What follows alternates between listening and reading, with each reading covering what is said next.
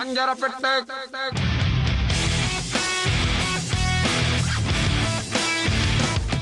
பெட்டியில் குட்டீஸ் கிச்சனுக்கு உங்களை அன்புடன் வரவேற்கிறேன். இன்னைக்கு நான் பண்ண போகிற ரெசிபியோட பேர் குருவி கூடு.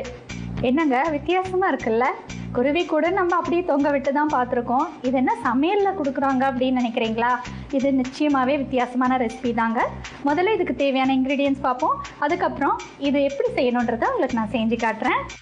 சேமியா, எண்ணெய், வெங்காயம், கேரட், பீன்ஸ், கொடமிளகாய், உருளைக்கிழங்கு, உப்பு, சாட் மசாலா, மிளகாய்த்தூள், மஞ்சத்தூள், பிரெட், கொத்தமல்லி. சரிங்க, தேவையான பொருட்கள் என்னன்னு பார்த்துட்டோம். இப்போது இது எப்படி செய்யணுன்றது உங்களுக்கு செஞ்சு காட்டுறேன். முதல்ல சேமியாவை வேக வச்சு எடுத்துக்கலாம். ஸ்டவ் ஆன் பண்ணிக்கிறேன். பாத்திரம் வச்சு கொஞ்சம் தண்ணி ஊற்றிக்கலாம்.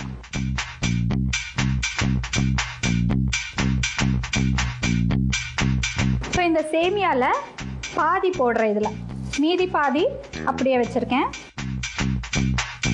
கொஞ்சம் இதில் உப்பு சேர்த்துக்கிறேன்.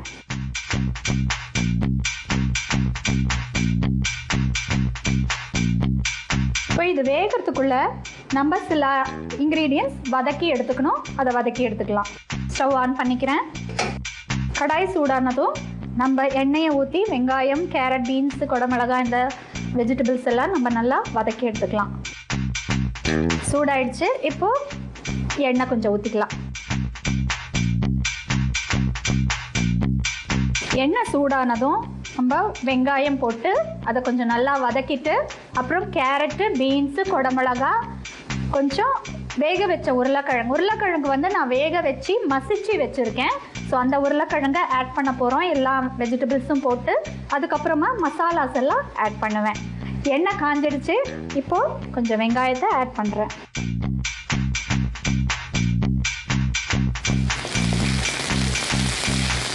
நல்லா வதக்கிக்கோங்க.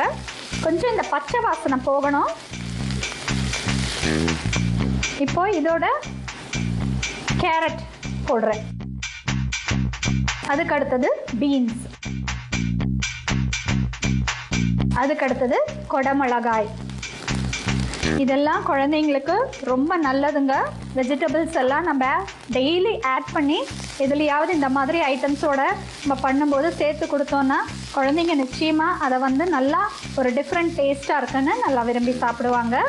ஸோ அதனால் நீங்கள் அடிக்கடி இந்த மாதிரி வெஜிடபிள்ஸு தனியாக பொரியல் மாதிரி பண்ணி கொடுக்கறத விட இந்த மாதிரி சேமியா, சப்பாத்தி இல்லை தோசை அந்த மாதிரி ஐட்டம்ஸோட பண்ணும்போது நம்ம பிரேக்ஃபாஸ்ட்டில் இந்த மாதிரி நம்ம வெஜிடபிள்ஸை கலந்து கொடுக்கலாம்.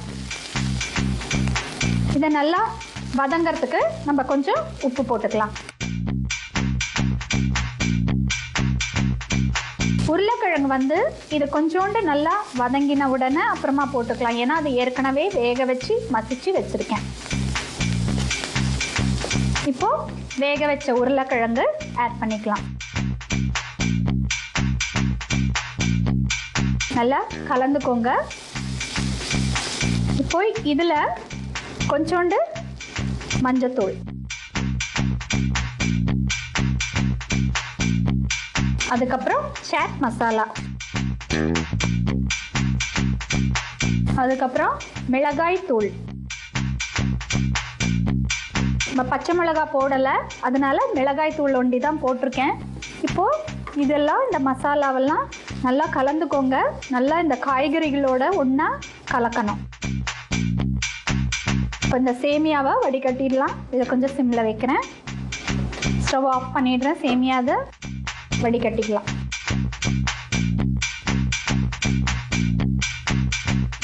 இப்போ இது கொஞ்சம் ஆறட்டும். இது நல்லா ஃப்ரை ஆயிடுச்சுங்க.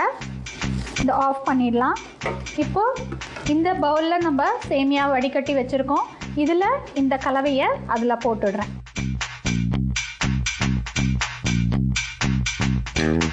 எவ்வளோ சேமியா இருக்கோ அதுக்கு தகுந்த மாதிரி இது போட்டால் போகிறோம். இதை கலந்துக்கலாம். சேமியா கொஞ்சம் நல்லா ஆறணும். ஏன்னா இதை நம்ம ப்ரெட்டில் ஸ்டஃப் பண்ண போகிறோம். அதுக்காக இது கொஞ்சம் ஆறினா தான் நம்ம பிடிக்கிறதுக்கு ஈஸியாக இருக்கும். உப்பு ஏற்கனவே ஆட் பண்ணியிருக்கேன் இதோட, அதனால் உப்பு தனியாக போடல. சேமியா வேகும் போதே உப்பு போட்டிருக்கேன், ப்ளஸ் மசாலாலையும் உப்பு போட்டு நம்ம வதக்கியிருக்கோம், அதனால் உப்பு தனியாக போட வேண்டிய அவசியம் இல்லை. இப்போ இந்த ப்ரெட் இருக்கு இல்லைங்களா, இந்த ப்ரெட்டை வந்து நம்ம தண்ணியில் நனைச்சி எடுத்துக்கலாம்.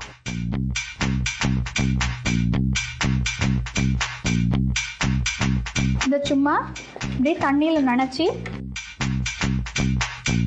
தட்டில் வச்சுக்கோங்க. அதே மாதிரி இதுவும்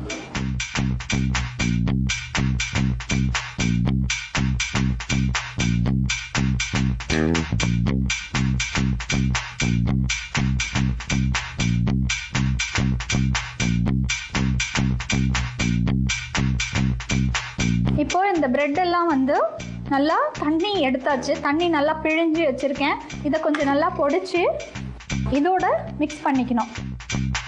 நீங்கள் இப்போது குட்டீஸ்க்கு கொடுக்கணுன்னா இந்த ஓரம்லாம் நீங்கள் வேணால் கட் பண்ணிக்கலாம்.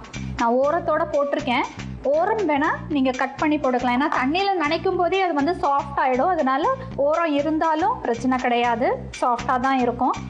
இன்னும் சாஃப்டாக வேணும்னா நம்ம ஓரத்தை ஃபஸ்ட்டு கட் பண்ணிவிட்டு அப்புறம் தண்ணியில் நல்லா நனைச்சி பிழிஞ்சிட்டு அப்புறம் இந்த சேமியாவோட நம்ம ஆட் பண்ணிக்கலாம். ஸோ இதை நல்லா கலக்கிக்கோங்க. இது வந்து இப்போ நம்ம உருண்டை பிடிச்சி கடாயில் எண்ணெய் ஊற்றி இதை வந்து பொரிக்கணும். நம்ம இப்போ இது கிளறி வச்சுருக்கோங்க. அடுப்பை ஆன் பண்ணிக்கிட்டு கடாயை வச்சு எண்ணெய் ஊற்றிட்டு நம்ம அதை காய வைக்கலாம்.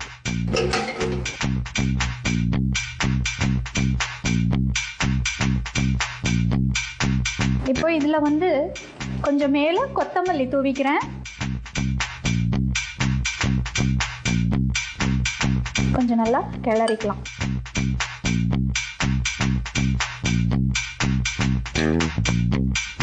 இப்போ நம்ம உருண்டையாக பிடிச்சி உருட்டி வடை மாதிரி தட்டி நடுவில் குழி பண்ணி ஒரு கூடு எப்படி இருக்கும் அந்த மாதிரி பண்ணி நம்ம வந்து சேமியாவில் வந்து நம்ம உதிர்த்து சேமியா வச்சுருக்கோம்.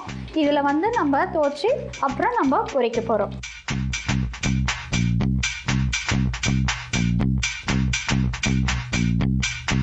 இப்போ இந்த சேமியாவில் இப்படியே பாருங்கள், இது அப்படியே ஒட்டிக்கும். இந்த மாதிரி வரணும்.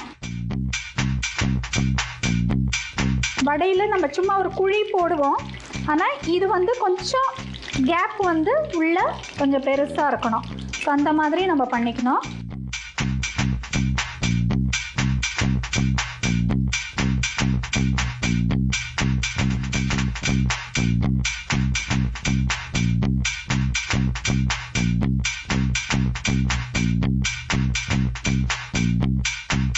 இப்போ எண்ணெய் காஞ்சிடுச்சுங்க. இது ரெண்டும் பண்ணி வச்சுருக்கேன். இதை இப்போ இந்த எண்ணெயில் போடுறேன்.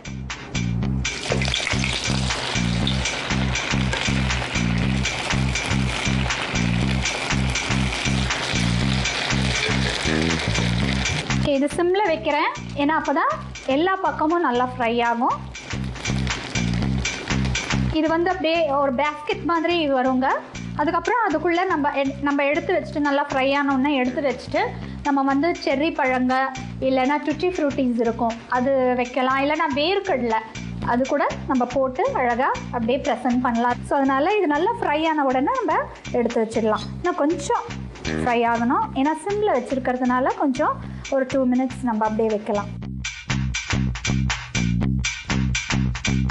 இப்போ இது நல்லா டீப் ஃப்ரை ஆகிடுச்சு. ஸ்டவ் ஆஃப் பண்ணிடுறேன். நம்ம பிளேட்டில் சர்வ் பண்ணிக்கலாம். இந்த எண்ணெய் வடிகிறதுக்காக இந்த டிஷ்யூ பேப்பர் போடுறேன்.